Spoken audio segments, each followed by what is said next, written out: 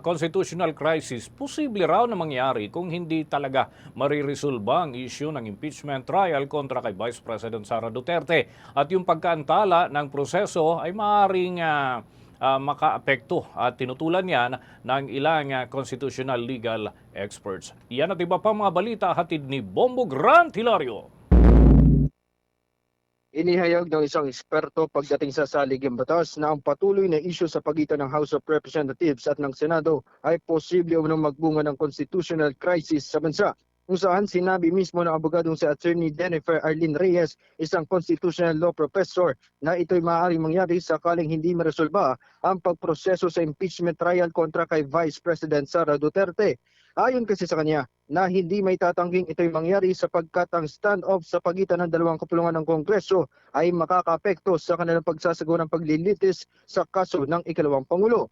Dagdag pa niya, makakadili din umuna ito sa proceedings ng Senate Impeachment Court dahil sa pag-aantay pa maging sa pagtatapos ng kasalukuyang Kongreso sa pagpasok ng 20th Congress. Kaugnay niyan, pakinggan natin si Attorney Jennifer Arlene Reyes, isang constitutional law professor ng saligang batas. Yes to both questions.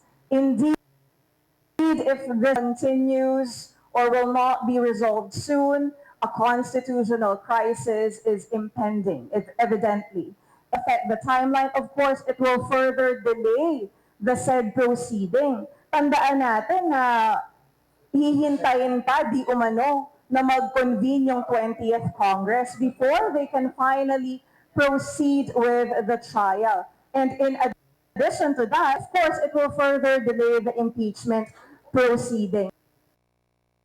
At dahil dito, kanyang binitawan ng isang apela sa mga nakaupong senator judges at mga opisyal ng gobyerno na isang tabi ang kanilang mga personal na interes, lalo na sa politika. Panawagan niya na dapat gawing prioridad ang pagsisilbi sa mga Pilipino at respetuhin o kilalanin ang kung ano ang nakasaad at sinasabi ng saligang batas hinggil sa issue ng impeachment. Narito muli ating pakinggan ang tinig na Attorney Jennifer Arlene Reyes, Constitutional Law Professor. That's why, again, I appeal to our legislators, to our senators and members of the House of Representatives to set aside their self-interests, to set aside their political alliances, and prioritize serving the Filipino people and upholding the supremacy of our Constitution. Dahil kapag pride talaga ang papairali nila, wala talagang mananalo. Actually, yung taong bayan. Bunso nito'y kanyang maring paalala sa mga nakaupong hukom ng impeachment court na ang proceedings ng impeachment trial ay hindi maaaring maantala pa. Aniyay, ito ang nakasaad at naaayon sa saligang batas o 1987 Constitution na dapat sinusunod, kinikilala at nirerespeto lalo na ng mga nakaupong opisyal ng gobyerno. Narito muli ating pakinggan ng isa pang ulit si Attorney Jennifer Arlene Reyes, Constitutional Law Professor. Shall forthwith proceed. What if nagkaroon na ng 20th Congress na iba na ang mga miyembro ng... Paano kung may gawin na namang ganitong motion?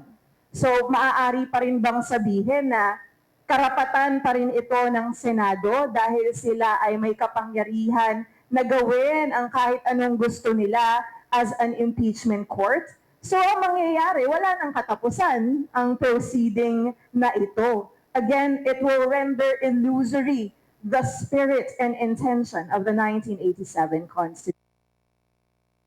Mula dito sa lungsod ng Quezon, Bombo Grant Hilario, nag-uulat para sa the number one and most trusted radio network in the country, Bombo Radio Philippines, Basta Radio, Bombo!